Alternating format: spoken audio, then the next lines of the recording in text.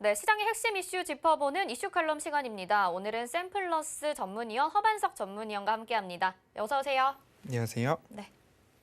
네, 이제 미국 대선은 조 바이든 후보로 점쳐지고 있는 것 같습니다. 그래서 신재생 관련주들도 오늘도 신나게 올라가고 있는데 신재생 에너지 비롯해서 또 조 바이든 후보의 관련주들 어떤 것들이 있을까요? 네, 지금 대선에 대해서 말씀을 주셨는데 확정이다라고 말하기는 조금은 성급한 부분들이 좀 있는 것 같고요. 개표 중단 소식도 조금 들어오고 있고요. 조지아주 같은 경우에 개표율이 99%인데 어제도 그렇고 오늘도 그렇고 개표 중단 소식이 연이어 이어지고 있습니다. 어제 같은 경우에는 개표소 내에 수도관이 파열됐다고 하는 바람에 개표위원들이 다 집으로 돌아갔다가 다시 재개하는 모습이었는데 방금 전에도 개표가 중단됐다는 소식들이 들어오는데 조지아주가 중요시되고 있는 부분이 선거인단이 16명입니다. 그렇게 된다면 현재 바이든 후보가 가지고 있는 선거인단, 확정된 선거인단 수 264석에서 16명이 선거인단 확보가 될 경우에는 당선 확정시 될 수 있는 부분들이 있기 때문에 이 조지아주에서의 개표 결과가 조금 더 중요시 여겨지고 있는 부분이고요. 그 외의 선거구에서도 마찬가지로 아직 개표율이 70%에서 90% 어간으로 왔다 갔다 하고 있는데 이 구간에서 역전 가능한 개표하지 않은 남은 표수가 모두 한쪽으로 쏠렸을 경우에 역전도 가능하다라는 부분들 때문에 오늘 미 증시 선물도 마찬가지로 조금 약보합세에서 지속적으로 움직이고 있는 것 같습니다. 그리고 트럼프 대통령이 현재 소송을 제기한 부분들 1심에서 연이어 잇따라서 패소, 기각 처리가 나오고 있기 때문에 이제는 돌이킬 수 없다라는 이야기가 있는 반면 아직까지 모른다라는 이야기가 있는 부분. 오늘 밤이 지나고 나면 이제 한국 증시 일정으로 보았을 때는 월요일 증시가 시작될 때 정도면 어느 정도 이제는 확정적으로 말할 수 있는 시간이 오지 않을까 싶습니다. 오늘 증시의 상황만 보더라도 조금 지지부진하고 조금은 조심스럽게 움직여가는 그런 모습 속에서도 마찬가지로 확정돼까지는 조금 더 지켜볼 필요는 있다. 하지만 바이든 당선 쪽으로 기울어지고 있는 것은 대세는 이제 꺾을 수는 없지 않나라는 부분들이 점쳐지고 있는 부분인 것 같습니다. 바이든 후보가 신재생 에너지, 그린 에너지에 대해서 이야기를 많이 하고 있었고 지난주부터도 이 부분에 대한 질문과 답변을 꾸준히 해드리고 있었습니다. 마찬가지로 결론부터 먼저 말씀을 드려보자면 제가 7월 말부터 지속적으로 말씀드리던 부분들이 있습니다. 차트를 한번 보시면요. 7월 말부터 제가 꾸준하게 말씀드렸던 구간이 신재생 에너지를 투자하고 싶은데 종목이 너무 올라와 있는 거 아닙니까? 라는 질문을 받을 때마다 제가 7월 말, 8월, 9월, 10월 그리고 오늘 11월까지 지속적으로 말씀을 드립니다. 8월 초, 8월 중순, 그리고 9월 말, 10월 중순. 그리고 이번에 한 번 더 말씀을 드리는데요.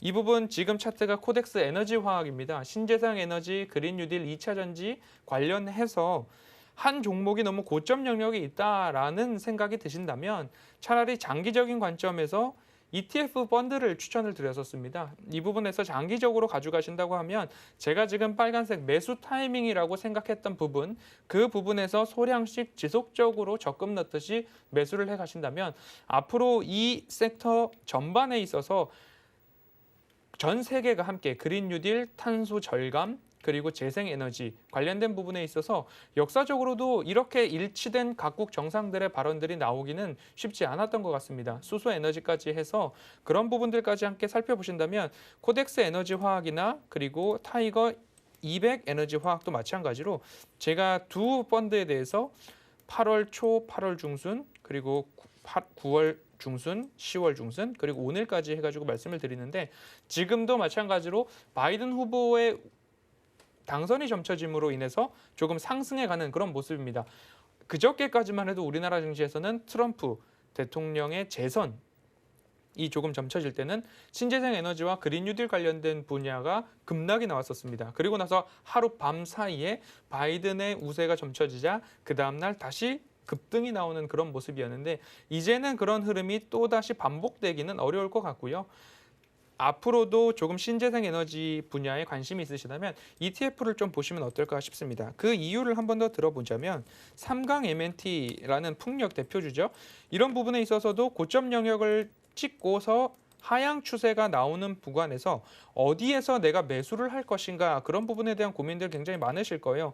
적어도 13,500원 언저리에서 접근을 하시는 게 안전하다라고 말씀을 드리고 싶은데 이 구간까지 과연 주가가 다시 오느냐가 문제겠죠.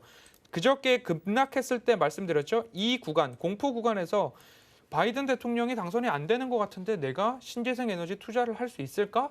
라는 부분, 절대적으로 급락이 나오고 투매가 나오고 있는데 매수 접근하기 어렵다는 거죠.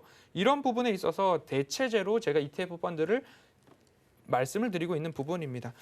태양광에서도 마찬가지로 하나솔루션 보실 수 있습니다. 마찬가지로 급락이 나왔던 그저께의 모습이었고요. 그 이후에 다시 한번 상승을 주고 있는데 고점 영역대에 있기 때문에 쉽게 접근하기가 굉장히 어렵습니다. 그 어려운 부분을 대체해 줄 수 있는 것 한번 고민해 보시고요. 그리고 탄소 배출권 말씀드렸었죠. 한솔홈데코라는 종목도 한번 누누이 말씀을 드리고 있는데요.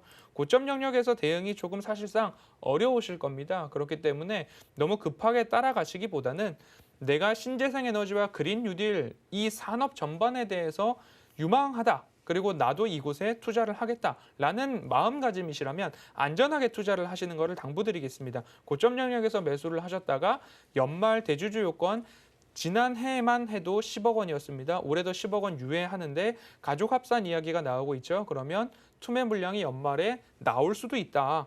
전년도도 그랬다. 그런 부분들 감안하셔서 고점 영역, 차트상 고점 영역에 있는 종목들은 매수 대응하실 때 굉장히 보수적으로 신중히 접근을 해 주셔야 된다라고 말씀을 드리겠습니다. ETF도 말씀을 드렸으니 참고를 해 주시고요. 이슈와 테마에 휩쓸리는 연말 매매보다는 모멘텀과 가치 그리고 기업의 향후 전망성을 조금 더 면밀히 보시면서 차분하게 매수하셔도 늦지 않는 연말 장세가 되실 것이다 라고 말씀드리겠습니다.